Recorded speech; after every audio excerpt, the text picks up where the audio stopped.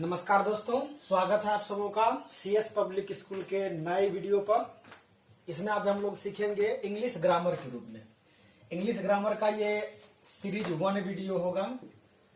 यह सभी आयु वर्ग के बच्चों के लिए, या फिर यूं कह सकते हैं आप सभी उम्र के लोगों के लिए यह उतना ही उपयोगी सिद्ध होगा जितना कि बच्चों के लिए। यह मेरा आपसा वादा है, बन रही है हमारे साथ। चूंकि हम जानते हैं जब भी हम यहाँ पर हम लोग सीख रहे हैं क्या, English grammar, word making in English, यानी कि इंग्लिश में शब्दों का निर्माण कैसे किया जाए।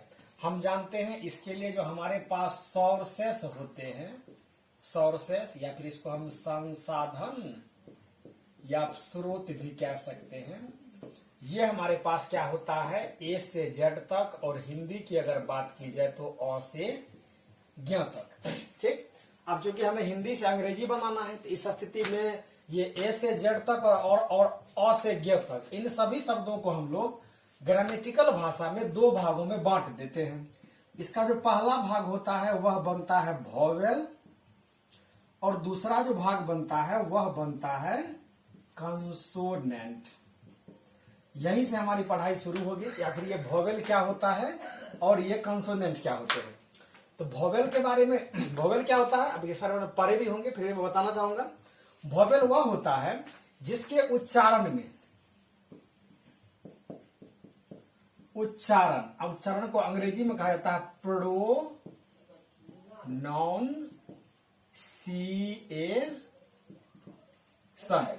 प्रोनाउंसिएशन। ये होता है उच्चारण। इस स्थिति में वह शब्द जिसके उच्चारण में अन्य शब्दों की सहायता लेनी पड़े, उसे नहीं लेनी पड़े, उसे हम लोग वोवेल कहते हैं। और जिसमें अन्य शब्दों की सहायता लेनी पड़े उसे हम लोग कंसोनेंट कहते हैं। इस स्थिति में अगर बात की जाए हिंदी के लिए, तो हिंदी में जो अ, आ, ई, उ, ए, ऐ, ओ, औ, अंग, अ, और इसके साथ एक शब्द और भी आता है री। ये सभी के सभी हिंदी के स्वर हैं। इसे स्वर क्यों कहते हैं आप इसका अनुमान लगा सकते हैं। यदि आप अ का उच्चारण करें,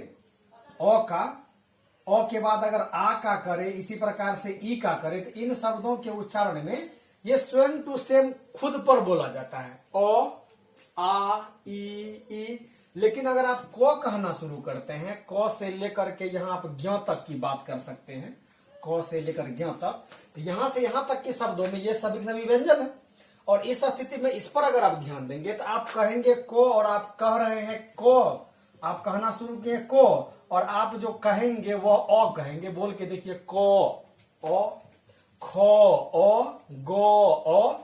इस तरह से ये क से लेकर के ज्ञ तक जितने भी शब्द हैं ये सभी के सभी व्यंजन हैं। इसमें कुछ संयुक्ता व्यंजन वगैरह भी होते हैं, जैसे इसमें अक्ष को, तर को, ये सभी के सभी संयुक्ता व्यंजन होते हैं, जो कि कई सारे अलग अलग कुछ स्वर और कुछ व्यंजन से मिल करके बने हुए होते हैं, इसीलिए इसे संयुक्ता व्यंजन कहते हैं।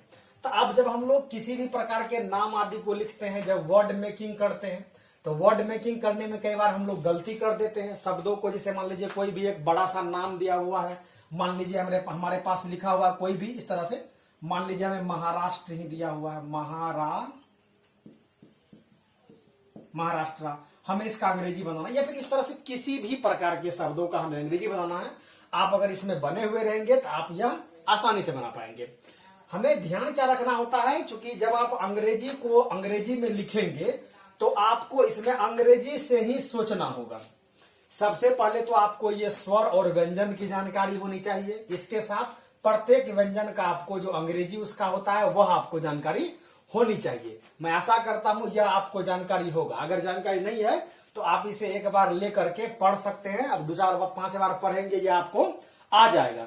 जो मूल बातें होती है वह आ जाती है इसी वोवेल और कंसोनेंट के साथ, कि इन दोनों को कैसे किया जाए। इस स्थिति में क्या होता है, अगर साधारण तौर पे अगर एक दो कुछ नियम को अगर देखा जाए तो इसमें आप इस तरह से कह सकते हैं कि यदि कुछ व्यंजन आए, जैसे मान लीजिए हम शुरू कर सकते हैं, आपको यहां से लेकर बढ़ रहे हैं, यहां से आ के बाद ई का प्रयोग, दीर्घी का, उ का, दीर्घु का, इस तरह से अन्य सभी का। तो इस स्थिति में मगर अगर आप बोल करके देखें तो म के बाद अ आ जाता है। इस स्थिति में आप आंख मूंद करके एम के बाद ए रखिए, म ग जी ए र आर। इस तरह से अब कोई भी अगर इस तरह का शब्द हो, इसी तरह से अगर मान लीजिए कोई अन्य शब्द आता है, जैसे मान लीजिए यहाँ पर कुछ शब्द लीजिए जो कि भारी आपको लगे, जैसे हम लिखते हैं श्रद्धांजलि,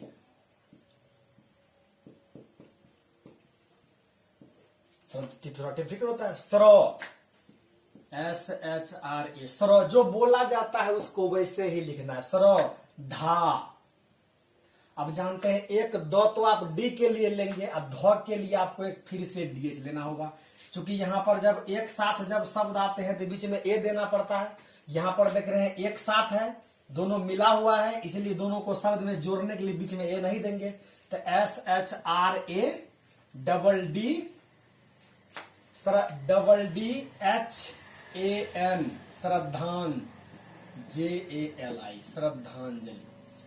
इस तरह से आप छोटे छोटे पहले छोटों को ले, उसके बाद बड़ों को ले, और इस तरह से करने का प्रयास करें। इस तरह से और भी शब्दों को आप ले सकते हैं।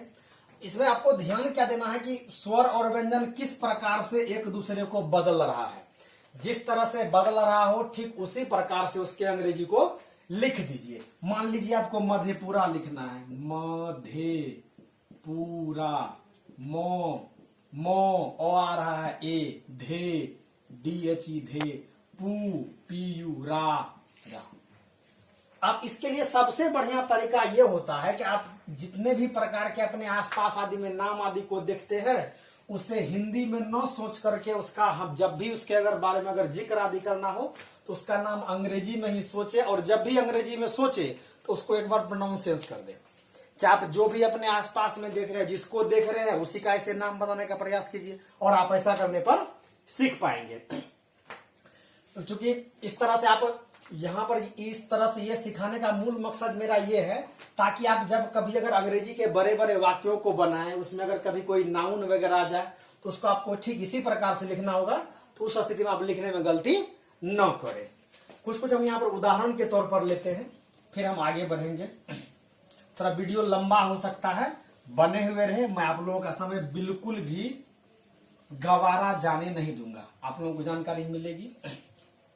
आगे हम लोग बढ़ते हैं। जैसे ये अब हम लोग एक चीज को यहाँ ध्यान देना जरूरी है कि अगर ये अ आ ई उ ये जो भी जितना भी ये व्यंजन वगैरह है, इन सभी के सभी व्यंजनों में एक खास बात है। खास बात क्या है? पहले तो यह खुद के सहारे से बोला जाता है, इसके साथ साथ इसमें कुछ मूल शब्द ही आते हैं। अगर आप अंग्रेजी में बात करें ए से लेकर जेड तक, तो यहाँ पर 5 स्वर हैं और 5 जो है वह क्या है? वोवेल है, ए ई आई ओ और यू, ये 5 संख्या में है, ठीक। और अगर हिंदी के वोवेलों को देखा जाए तो A double A I double E U double O E A I अगर देखा जाए तो मूल रूप से इन्हीं शब्दों में से आता है, ठीक।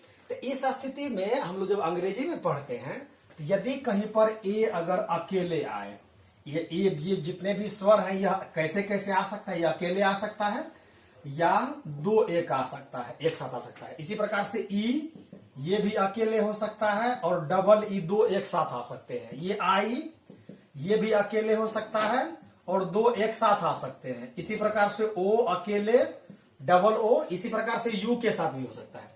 इस स्थिति में आप ध्यान रखें कि जब ए अगर अकेले आए तो इस स्थिति में ए को शॉर्ट साउंड कहते हैं हम लोग,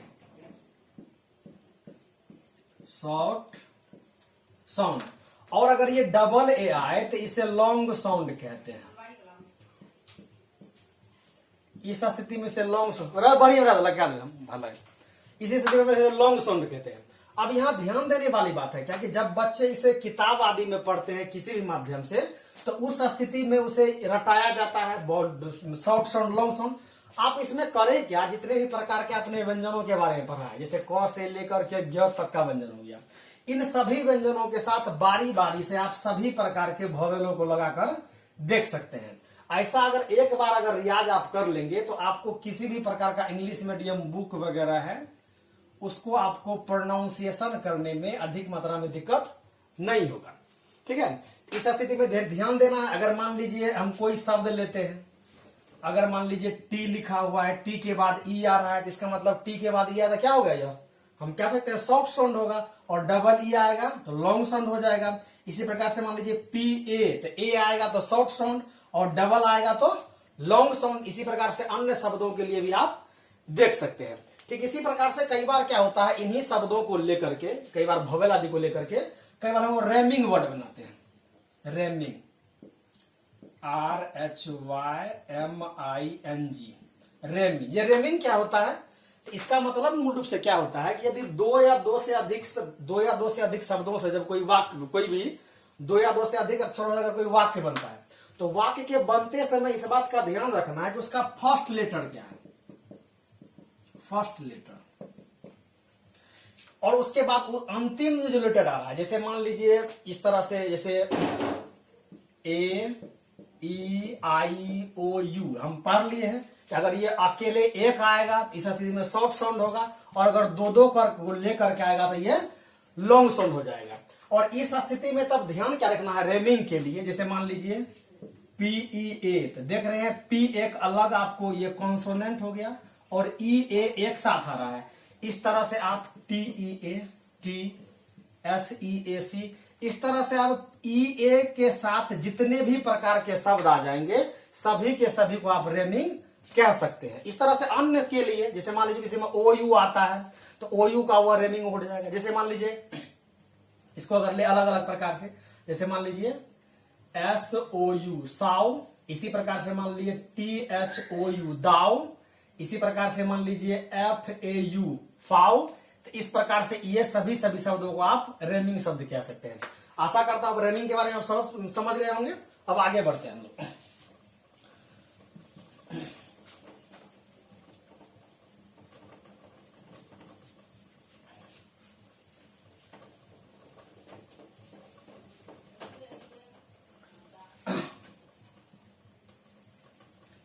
आप इन सभी के सहायता से आप किसी भी प्रकार के शब्दों का आप अंग्रेजी आसानी से बना पाएंगे। ठीक, ये मेरे पढ़ाने से कभी भी आप सीख नहीं पाएंगे, इस बात का आपको 100% ज्ञान होना चाहिए। इसके लिए आपको निरंतर प्रैक्टिस करते रहना होगा, पढ़ते रहना होगा, तब आप सीख पाएंगे। अब इसके बाद क्या होता है, कई बार हमारे साथ कई प्रकार के अलग अलग शब्द आदि आ जाते हैं। इन्हीं शब्दों में से वो शब्द क्या आ जाते हैं, जैसे मान लीजिए कई बार हम लोग पढ़े हुए हैं कि सी, ये सी को कभी कभार हम लोग क पढ़ते हैं और कभी कभार सौ पढ़ते हैं। तो जिस स्थिति में सी बराबर अगर के पढ़ा जाए तो इस स्थिति में तब सी को कहा जाता है हार्ड साउंड। और सी बराबर यदि एस या सौ पढ़ा जाए, सी बराबर एस या कई बार इसे सौ की तरह पढ़ते हैं, तो इस स्थिति में तब इसे कहते हैं सॉफ्ट साउंड। अब ये सवाल उठता है कि सी बराबर के कहां पर होगा और सी बराबर एस कहां पर होगा। तो इसके लिए भी यही नियम पहले आप पढ़ चुके हैं कि अगर किसी भी शब्द में कोई बदलाव होगा तो बदलाव लेकर के कौन आएगा जी, सिर्फ वोवेल लेकर आएगा। और वोवेल का संख्या कितना होता है तो हम लोग पढ़ चुके हैं, सिर्फ 5।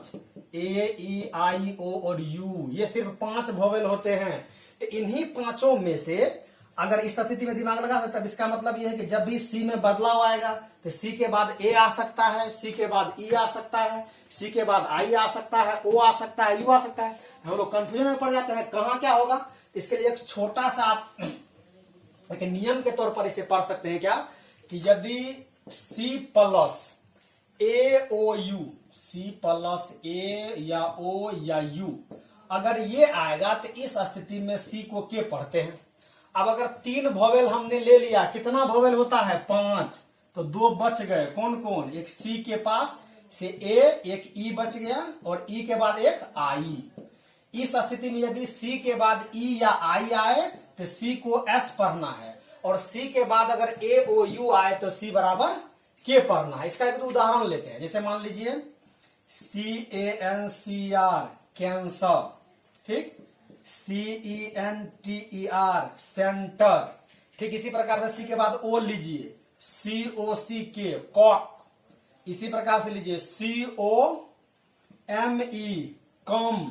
सी के बाद यू लीजिए, CUT कट। सी के बाद अन्य शब्दों को भी लेकर के आप देख सकते हैं। इसे मेरा ध्यान लीजिए, सी के बाद अन्य शब्दों को भी इस प्रकार से लीजिए जो कि सी के बाद के कर दे, फिर यू लेके देखिए, स्यूटी कट, फिर देखिए CUME कम, फिर लीजिए CENTER सेंटर, यहां देख लीजिए बिना कहे हुए ई आ गया, और हम जानते हैं कि सी के बाद जब ई आएगा तो सी क्या होगा, एस कहलाएगा, और इस स्थिति में एस को क्या कहेंगे, सॉफ्ट साउंड।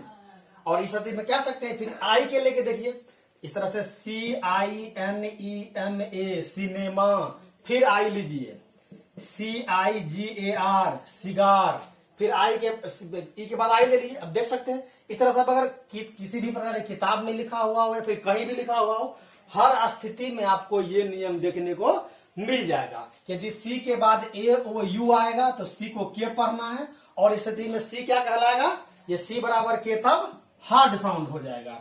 और सी के बाद अगर ई और आई आए तो इस स्थिति में सी क्या हो जाएगा, सी का मतलब एस पढ़ेंगे और तब क्या हो जाएगा, सॉफ्ट साउंड। आप उदाहरण के तौर पर इसे देख सकते हैं, कैंसर, सेंटर, कॉक, कम, कट। इसी प्रकार से मान लीजिए सीमेंट, तो सी के बाद ई चले आएगा तो सी ई, इसीलिए तो सौ है वह, अगर ए आएगा तो वह क हो जाएगा। अब क्यों होगा आप इसे देख सकते हैं।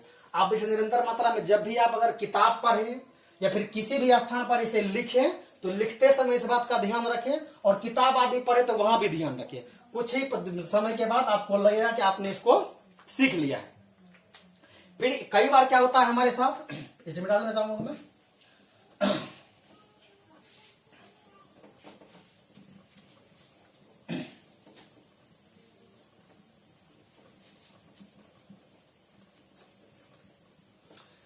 ठीक इसी प्रकार से कई बार इस प्रकार की स्थितियां आ जाती हैं, जबकि कई बार हमें अंतिम में ये शब्द देखने को मिलता है, ये TION। जब भी अंतिम में किसी भी अंग्रेजी शब्द में अगर TION अगर अंत में आए तो इसे टन बराबर इसे आपको सन पढ़ लेना है। इसका आप उदाहरण ले सकते हैं,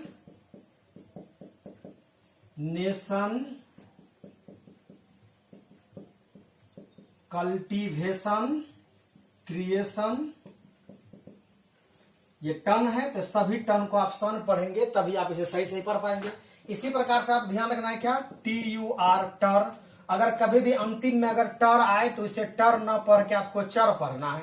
जैसे CULTURE कल्चर, NATURE नेचर, इसी प्रकार से CULTIVATURE